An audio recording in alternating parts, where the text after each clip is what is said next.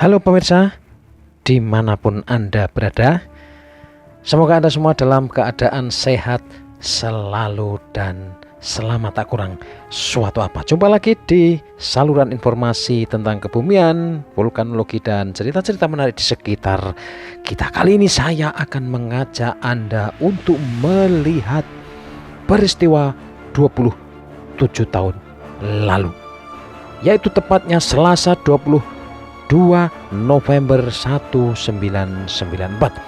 Gunung Merapi meletus pada pukul 10.00 waktu Indonesia Barat dan menyemburkan awan panas luar biasa ke arah barat daya. Awan panas atau wedus gembel itu menyusuri hulu Kali Boyong dan akhirnya membakar Bukit Turgo, berikut Dusun Turgo serta sebagian kawasan barat Kaliurang. Laporan menyebutkan ada sekira 60 orang penduduk Dusun Turgo meninggal akibat sapuan wedus gembel ini. Nah, pemirsa, ada petugas pengamatan Merapi Kaliurang waktu itu menyaksikan momen-momen mengerikan ini. Dialah Pak Panut yang sekarang sudah purna tugas, dan kita akan bersama-sama mendengarkan pengakuan dan kesaksian beliau pada saat peristiwa ini. Ini akan memberikan pelajaran kepada kita semua tentang bencana letusan Gunung Merapi dan apa yang harus kita lakukan di masa sekarang dan yang akan datang. Silakan menyimak testimoni Pak Panut. Sebelumnya saya kenalkan pada masyarakat, nama saya Panut selaku petugas pengamatan Gunung Merapi yang di Pos Pelawangan. Kami bekerja semenjak tahun 1975 hingga sekarang. Saya pensiun tahun 2009. Selama saya bekerja mengalami suatu kejadian pada tanggal 22 November 1994. Namun sebelumnya pada tanggal 21 November 1994 saya kebetulan baru jatah turun atau libur. Saya pada sore hari saya turun dari Pos Pelawangan ke rumah saya di Kaliurang Barat, RT 03 RW 17. Waktu itu pada sore hari suasana di daerah Kaliurang sudah agak panas. Suasananya panas sekali, seakan-akan banyak nyamuk-nyamuk. Dalam pemikiran tentunya ada perubahan udara yang seperti ini, kemungkinan ada sesuatu. Ternyata pada tanggal 22 November 2022 waktu itu kami ditelepon dari teman yang bertugas di Pos Pelawangan, waktu itu Saudara Sugioto. Kebetulan waktu itu sambil menunggu teman yang menemani, dia belum datang, terpaksa Mas Sugioto sendirian. Kemudian telepon ke tempat saya tidak bisa sambung, berhubung pesawat saya nampaknya baru satu-satunya di Kaliurang, sehingga baru nerima telepon dari saudara yang dari Jakarta, sehingga Mas Yoto tidak bisa saya terima.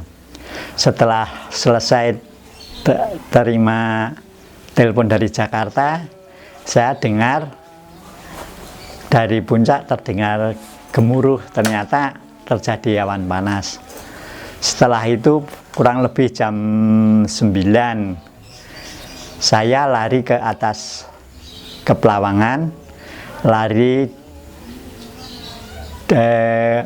melepati jalan kaki sampai Kaliurang, sampai pos kantor kehutanan yang di pos Telogonirmolo itu kurang lebih 2 km.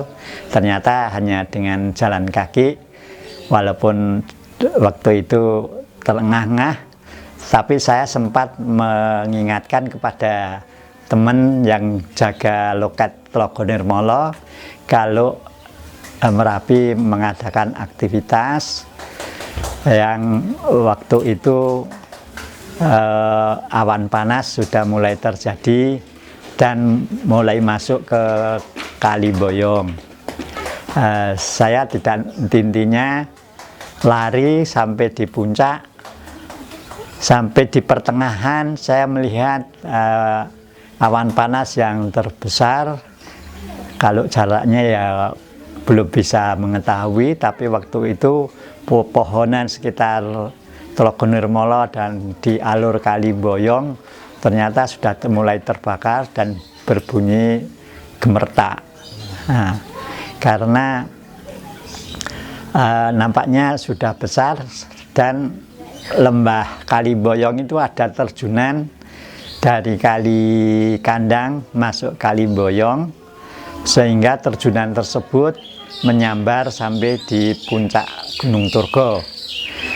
Setelah itu saya sampai di puncak pertama, panggil-panggil Pak Yoto. Ternyata Pak Yoto ada di depan saya karena Pak Yoto berusaha mau diam dari melari atau lari dari turun dari pos pengamatan Pelawangan karena takut kalau terjadi apa-apa. Tapi mengingat Pak Yoto sehabis panggil saya, Pak Yoto bertemu dengan saya, duduk-duduk di puncak pertama, terus saya terpaksa jalan ke utara melewat jalan pintas yang lewat di ruang seismograf, yaitu yang di seismograf Wihed. Nah, ternyata di dedaunan itu ada pasir-pasir panas yang menempel, sehingga kalau leher saya itu kejatuhan pasir-pasir. Ternyata lain waktu ternyata luka, sehingga melepuh sedikit, sehingga menjadi herpes, ya. Istilahnya sekarang menjadi herpes. Setelah sampai di atas, saya terus buru-buru mempersiapkan peralatan, ada kamera, ada lain-lainnya. Saya baru sempat ngambil gambar-gambar kejadian waktu itu. Ternyata informasi dari teman yang di AT, ternyata erupsinya sudah sampai di bawah, tepatnya di sebelah barat Ulen Sentanu. Kalau jaraknya kurang lebih 6,5 km dari puncak. Tetapi berita korban belum bisa kami dengarkan. Namun nampaknya kejadian lemparan atau semburan dari terjunan itu tadi yang nyambar ke Gunung Turgo, ternyata di Turgo ada yang mempunyai hajatan baru menikahkan anaknya. Ternyata di sana juga banyak yang kena korban.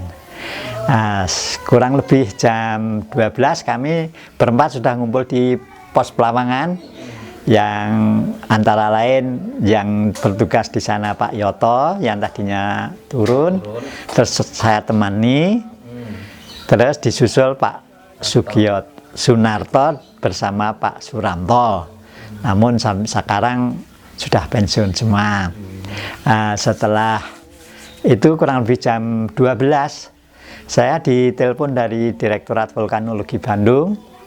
Kalau memang pos Pelawangan itu terancam, kami kru yang di pos pengamatan supaya turun dari pos Pelawangan.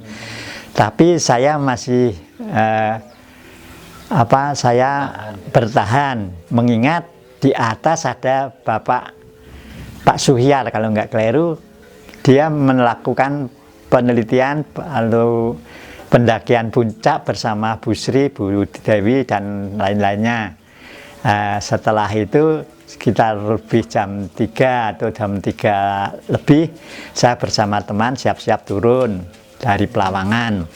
Pak Panem, waktu siang itu suasana di pos Pelawangan dan sekitarnya seperti apa sih suasananya? Apakah suara gemuruh dari puncak terus terdengar, luncuran itu masih terus terjadi atau bagaimana? Iya. Siang itu. Ya, memang waktu kejadian luncuran awan panas seputar Pelawangan itu hanya hujan abu aja, tidak begitu tebal, hanya tipis. Karena angin nampaknya dari arah selatan menyapu ke arah barat, jadi awan panasnya ikut ke arah sana. Jadi Pelawangan sendiri begitu waktu itu awan panasnya tidak terpengaruh, atau yang hanya ketebalan abu aja.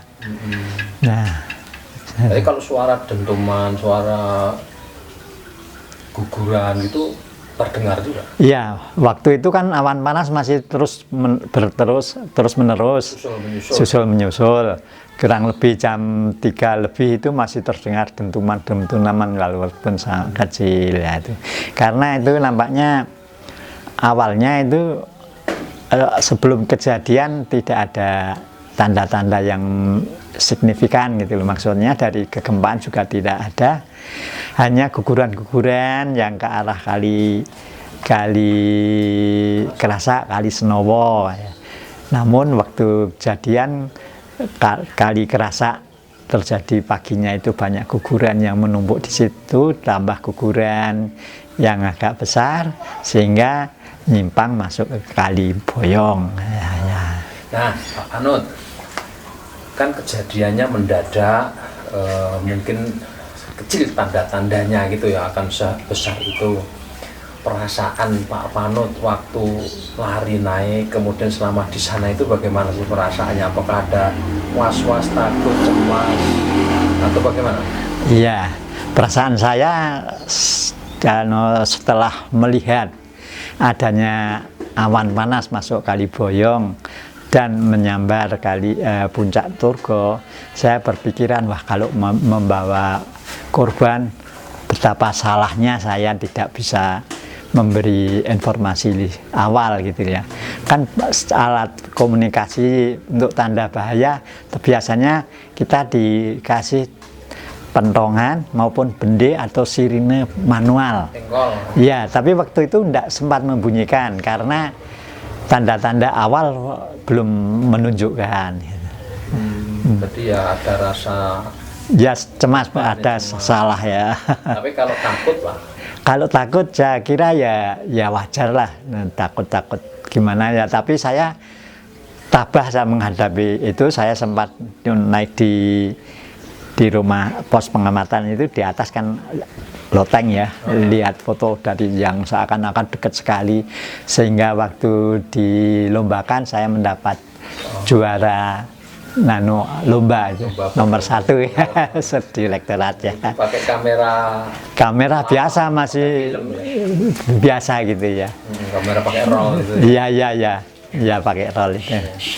Tapi di depan pos Pelawangan itu, itu ke arah gunung itu kan tidak ada penghalang sama sekali ya? Tidak ada, cuman depannya lembahnya agak dalam, tapi seberapa lama mengisi itu kan sebentar aja cepat bisa ke tapi kan masuknya Kali Boyong itu depannya ya. Terus kemudian setelah kemas menjelang sore itu semua rombongan turun begitu ya. Bagaimana ceritanya setelah sore? Iya. Setelah terima perintah dari Bandung. Setelah itu saya bersama teman ya sudah setuju, yuk kita tinggalkan posnya, kita bikin pos darurat di bawah, yaitu tepatnya sebelah Baratwara yang sekarang dipergunakan untuk lapangan olahraga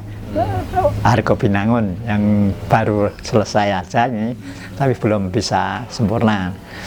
Waktu itu bikin, kan sudah ada SAR ya, sudah ada SAR yang membikinkan tenda, jadi kita sudah mulai dibantu ya perlengkapan.